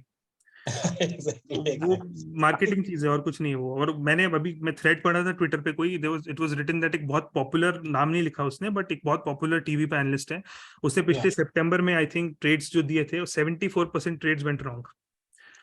Okay. आप इतने टाइम से मेरे ग्रुप में, आप जानते हैं मेरा सक्सेस रेट क्या है। Exactly. मेरे को जाके टीवी पे बोलने की जरूरत नहीं है, बट मैं जानता हूँ कि मैं किस तरह से करता हूँ, तो मैं सिंपल रखता हूँ, इसलिए मैं कर पाता हूँ। वो लोग एक्चुअली टीवी देखना ही नहीं चाहिए। ये लोग बेवकूफ बनाते हैं। ये ऊपर आके जो स्टॉक बोलते हैं, पीछे आके उसी स्टॉक की बुराई करते हैं। और ये चीज मैंने इंडियन मार्केट्स के बारे में नहीं बात कर रहा हूँ, मैंने बुक पढ़ी थी, एक जॉन पीटर लिंच की बुक थी, उसमें उसने लिखा था कि on Wall Street there are people who come on television and advice a certain stock, when they are behind closed doors they will say negative things about that very stock.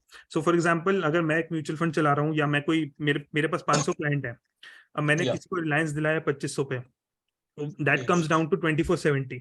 अब मेरे clients को 500 clients को loss हो रहे हैं, तो मैं क्या करूंगा? मुझे किसी तरह से उनको कॉस्ट पे निकालना है। तो आई कम ऑन टेलीविजन एंड से Reliance is looking very good, 10 तरह की चीजें बोलूंगा, ऐसा है वैसा है, ये सेटअप है, वो है, ये वो है, क्योंकि लाखों लोग देख रहे हैं, मे बी करोड़ों लोग देख रहे हैं, वो देखते ही उसको कहेंगे चलो ले तो लेते हैं, क्या फर्क पड़ रहा है, रिलायंस है, कहाँ जाएगा? तो दिल बाय रिलायंस, वो 20-30 रुपए तो ऐसे ही बढ़ जाएगा 1-2 दिन में, वो 2500 पे आएगा, वो अपने क्लाइंट्स को निकलवा देगा, स्टॉक वापस गिर जाएगा। तो ये जितनी चीजें पीछे हो रही हैं, ये जानते हैं, मतलब common man does not know, but this is basically बेवकूफ बनाने वाली चीजें और कुछ नहीं है। तो टीवी पे स्टॉक्स देखने नहीं चाहिए। मैं स्टॉक्स देखता हूँ टीवी पे इसलिए कि अगर कोई स्टॉक मेरे को, मैं वहां से नाम देख लेता हूँ, एनालाइज फिर खुद कर लेता हूँ, तो मेरे को वैरायटी ऑफ स्टॉक्स मिल जाते हैं। तो व्हाटएवर दे आर सेइंग, मैंने तो कई बार शॉर्ट सेल करा है, तो काफी फायदा हुआ है। अच्छा, नहीं, डेफिनेटली हो सकता है, मैं ये नहीं बोल रहा, बट कंसिस्टेंटली रिटर्न नहीं बना सकते उसी को देखकर सालों तक, सालों तक। Dump also. Sorry? Lot of time TV panelists, as I told before also, it's like discussed, like, it's more pump and dump also. Yeah, absolutely. When they want to dump, they will come on television and tell you, so you buy and dump it. Yeah, absolutely. मतलब वो TV पे बैठे तो कुछ तो उनकी भी सही होंगी, ऐसा नहीं हो सकता कि वो बिल्कुल सब कुछ गलत करेंगे। बट दूसरी चीज क्या होती है कि जब वो बोलते हैं ना, तो उस मोमेंटम में स्टॉक बढ़ या गिर जाता है। Exactly. उसमें लोग पैसा कम, जो निकल पाता है वो निकल जाता है, जो नहीं निकलता वो फंस जाता है। उसमें पैसा बनता है लोगों का, अगर कोई बना सके तो। बिकॉज लाखों लोग देख रहे हैं, एकदम से बाइंग आएगी तो भाग जाएगा, एकदम से सेलिंग आएगी तो गिर जाएगा। और स्पेशली न्यूज चलती है किसी स्टॉक पे टीवी पे, तो लोग वैसी न्यूज देखकर डर जाते हैं, यार बेच दो इसको। और वहीं पे आकर कोई एनालिस्ट बोल देगा इसको बेचो, ये बहुत नेगेटिव लग रहा है, न्यूज भी नेगेटिव आई है, तो स्टॉक गिरेगा, लोगों ने कमा लिया, या बढ़ेगा तो लोगों ने कमा लिया। और उस एनालिस्ट का ये हो गया कि भाई चलो भाई मैंने तो सही बता दिया। बट ये मोमेंटम जब बन जाता है उसके बाद बोलते हैं। हम ये चाहते हैं कि जब मोमेंटम बने उससे पहले हम स्टॉक को पकड़ लें। Makes sense.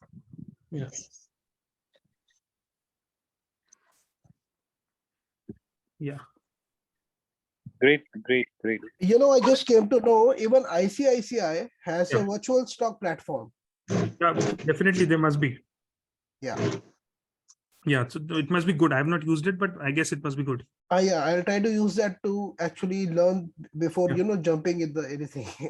Yeah, and no problem. Yeah, you should definitely, once you are in the current program, so once you learn supports, resistances, and basic things, after Yeah. that you can start taking mock trades on indexes for the week. Yes, that And even is how. yeah, that is how you should start. And even everybody else, they should.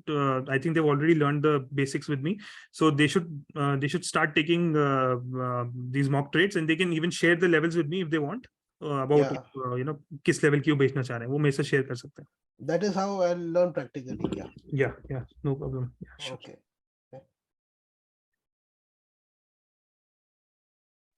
I think we should call it Thank a you day. so much. Yeah. We should call it a day. It's late for you also. Yeah, please. Almost 11 o'clock. Yeah, thank you very much. Have a Thank wonderful you so much. night. Thank you so much. Thank you. Thanks for all your help. Thank you. Good night. Thank you. Bye. Good night, everyone. Thank you. Bye. Good night. Good Thank you, Vinay. Good night, very much. Good night.